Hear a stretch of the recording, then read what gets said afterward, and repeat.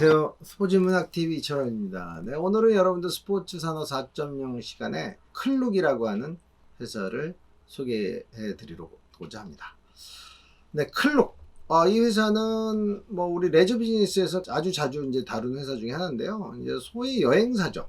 새롭게 어떤 신종 플랫폼에서 탄생한 여행사죠. 이 여행사는 2014년에 에릭 노파, 이선 린, 버니 시용 이 세 사람이 공동 창업하게 됐고요. 이 클룩은 자유 여행객을 겨냥한 액티비티 여행 플랫폼을 표방하게 되고 스타트업 회사로서 시작하게 됩니다. 숙박이나 항공권 위주인 기존 여행 플랫폼과는 완전히 다른 길을 갔는데요. 볼거리, 즐길거리, 먹거리 이러한 체험 활동을 소개해주고 연결해주는 그런 회사로서 시작하게 되고 특히 뭐 우리 여행객들이 굉장히 필요한 와이파이나 교통 또는 어뮤즈먼트 파크 같은 데 갔을 때 이용권을 빨리 뭐 사는 방법 이러한 편의 서비스를 제공해줘서 유명한 회사로 자리매김하게 되었습니다. 시적으로도 여행 가보면 여러분 잘 아시다시피 길을 찾고 그러면은 사실 와이파이 같은 게 굉장히 중요하잖아요.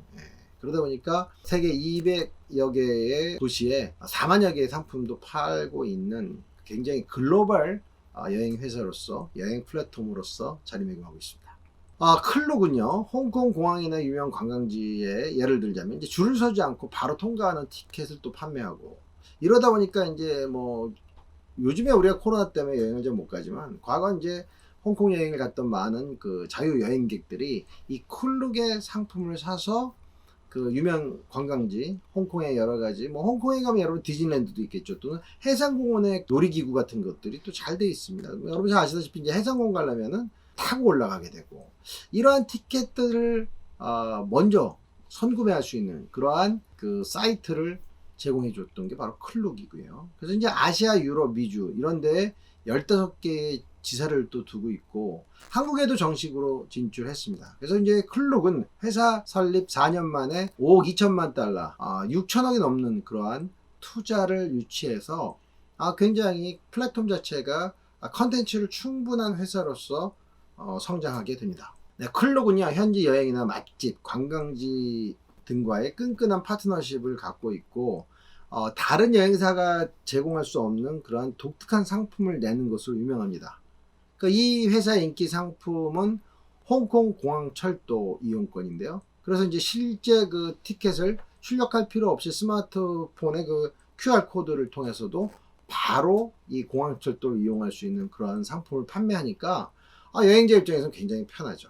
그러니까 두세 시간씩 줄을 서고 하는 홍콩 아까 제가 얘기했지만 홍콩의 그 빅토리아 피크 트램 이 빅토리아 피크가 야경이 유명하죠. 그래서 전차를 타고 올라가고 그러는데 여기에 또 패스트 패스도 클룩에서 판매가 하고 있고 그러니까 우리가 이제 홍콩 간다 그러면 이 클룩 상품을 사가지고 가면 상당히 여행이 즐겁고 편하죠. 그래서 이제 클룩은 그 자체 여행 시스템이 없는 관광지에 클룩의 기술팀이 또 투입돼 가지고 어떤 솔루션을 구축하는 것으로 굉장히 유명합니다.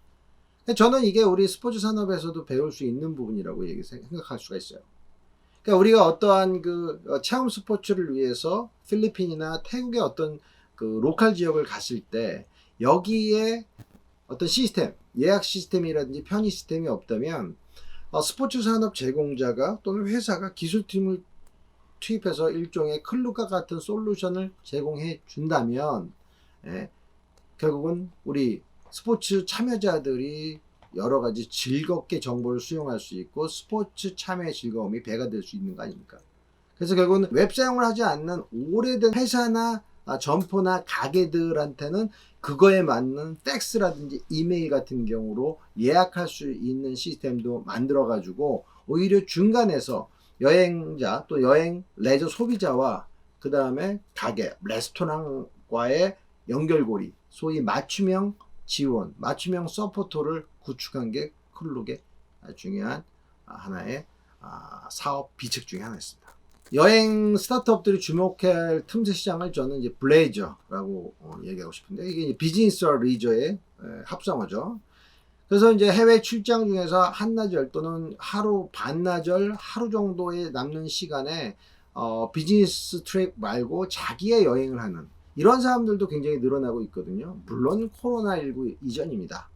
이런 사람들을 위한 특화된 서비스가 바로 이 클루가 같은 회사들이 타겟팅했고, 클룩만이 아니라 이러한 사람들이 상당히 많거든요. 그런 사람들을 대상으로 한 소위 그 레저 산업 어떤 생태계를 만드는 것도 굉장히 중요하다고 생각이 듭니다. 네, 클룩 창업자이자 CEO인 노파가 뭐 이런 얘기를 했죠. 클룩이 성공했던 요인은 세 가지다. 첫 번째는 작은 시장을 피했다. 그러니까 큰 성공을 거두기 위해서는 글로벌 시장을 공략해야 된다. 저는 굉장히 중요하다고 생각합니다. 우리가 지금 시작할 때 큰 시장을 보고 해야 성공할 수 있다는 것. 그래서 클룩의 최초의 아이디어가 좁은 지역을 타겟으로 한 1인 여행 가이드 플랫폼이었지만 결국은 글로벌 시장을 타겟으로 했다는 것이죠. 두 번째는 좋은 기업 문화를 만들기 위해서 부단히 노력했다는 것입니다. 여러분들 잘 되는 회사들, 레저 회사, 스포츠 산업 회사의 특징은요, 기업 문화가 공정하고 멋있습니다. 또 회사가 성장하기 위해서는 내부에서 일하는 사람들이 행복하고 편해야 돼요. 우리 수업 시간에 우리 케이스 스터디 시간에 몇 번 이야기했던 사스웨스트 항공, 뭐 구글, 또는 통계회사인 SAS, 사스 같은 그런 회사들의 특징은 조직 구성원들이 행복하게 회사 생활을 한다는 거거든요. 회사가 빠르게 성장하면 외부적인 성장 요인을 찾는 것보다 더 중요한 것은 내부적인 문제가 있을까, 내부는 어떻게 잘 돌아갈 수 있는 것을 신경 써야 되는데, 이 노파 얘기대로 클룩은 바로 그 점에 핵심적 포커스를 갖고 있었다는 것이죠. 네, 세 번째로 클룩의 중요한 것은, 이 노파 이야기는 투자자를 철저히 분석해서 투자자들의 지갑을 열 수 있는 준비를 했다는 것입니다. 그러니까 우리가 스타트업을 해서 투자를 받기 위해서는 중요한 것은 잠재적인 투자자로부터 우리 회사는 무엇을 갖고 있는지를 보여주고 또한 신뢰성을 쌓아야 하는 것입니다. 그 이유는 뭐죠? 세상에 공짜는 없다는 것이죠. 이렇게 클룩처럼 6천억이라는 어마어마한 돈을 투자받기 위해서는 우리 클룩이 갖고 있는 진정성은 무엇인가, 이걸 보여줘야 한다는 것이죠. 그래서 지금 얘기한 것처럼 이 노파 같은 그 공동 CEO들이 추구했던 것은, 과연 여행을 통해서 우리는 소비자한테 무엇을 줄 것인가, 우리 회사는 얼마나 내부 관계자, 내부 조직원들이 행복한 회사인지를 충분히 보여줬다는 것이죠. 바로 그럴 때 우리 투자자들은 지갑을 열게 되는 것입니다.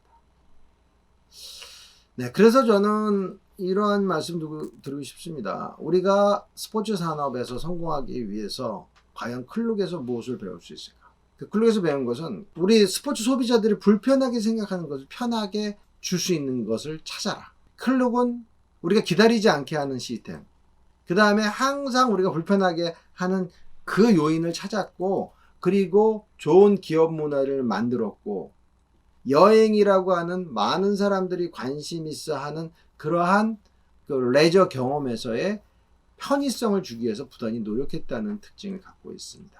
네, 그래서 우리 그 클룩을 통해서 지금 두 가지 정도 생각해 볼 필요성이 있습니다. 첫 번째, 한국의 관광지에서 클룩과 같은 그 관광지에서 줄을 서지 않고 통과할 수 있는 서비스를 만든다면 과연 경쟁력이 있을까?